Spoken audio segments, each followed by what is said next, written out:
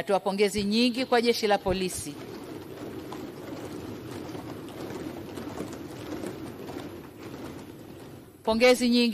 la Polisi kwa kazi kubwa na nzuri wanayoifanya. Hatuna budi kutambua kwamba uhalifu unaozuiliwa kwa jitihada za Jeshi la Polisi ni mkubwa kuliko unaofanyika.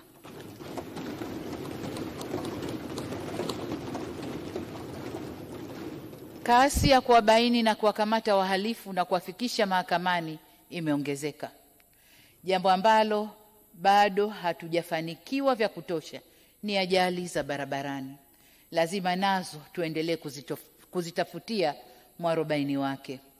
Aidha, nalielekeza Jeshi la Polisi kuongeza jitihada katika kukomesha matukio ya watu kupotea.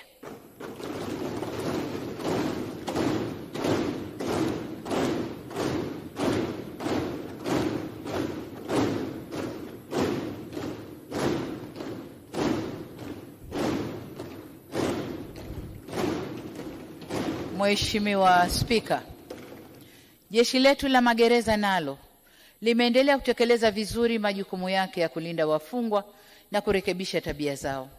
Aidha, katika kulinda haki za binadamu, tumeendelea kuboresha huduma za malazi, mavazi na chakula kwa wafungwa jinsi hali ya uchumi inavyoimarika. Kwa upande wa watumishi, serikali imepandisha vyeo maafisa waandamizi na askari wa jeshi hilo wapatao 14,733 na kuajiri askari wapya 3,404, hivyo kupunguza uhaba wa rasilimali watu. Vile vile tumewapa vitendea kazi kiwemo magari kwa ajili ya kuimarisha utendaji kazi na magereza mapya 8 pamoja na hospitali kuu ya kanda ya Jeshi la Magereza hapa Dodoma yanaendelea kujengwa. Serikali imewezesha jumla magereza 66 kuanza kutumia mfumo wa tehama wa mahakama mtandao ambao unarahisisha usikilizaji wa kesi bila wafungwa kusafirishwa hadi mahakamani. Mheshimiwa Spika, ili kuongeza uwezo wa Jeshi la Zimamoto na uokoaji kufikia maeneo ya dharura kwa wakati, serikali imewezesha ujenzi wa vituo vipya vya zimamoto 3 vilivyokamilika na 8 vinaendelea na ujenzi.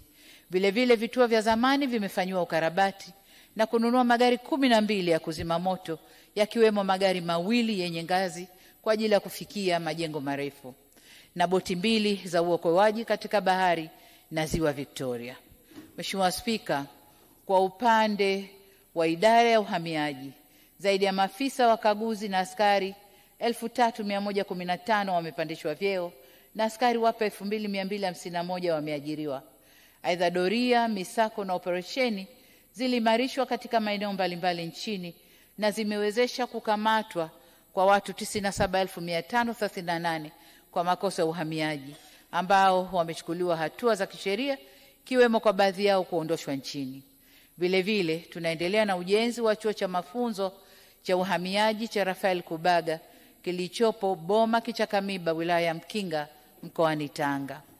Mheshimiwa Spika, serikali pia imeimarisha mapambano dhidi ya dawa za kulevya kwa kupunguza uingizaji, uzalishaji na usambazaji wa dawa za kulevya kwa kubaini na kudhoofisha mitandao ya wafanyabiashara wa dawa za kulevya.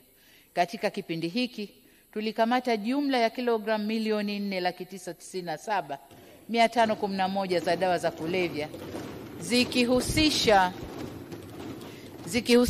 watuhumiwa 25,715.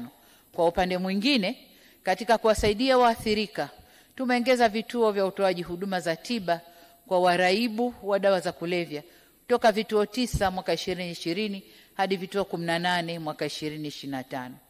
Ili kupanua wigo wa huduma hii muhimu, pamoja na hatua hizo madhubuti za kudhibiti na kuwalinda vijana wetu dhidi ya dawa hizo, hatua nyingine za kudhibiti na kuwalinda vijana wetu na dawa hizo zinaendelea kuchukuliwa.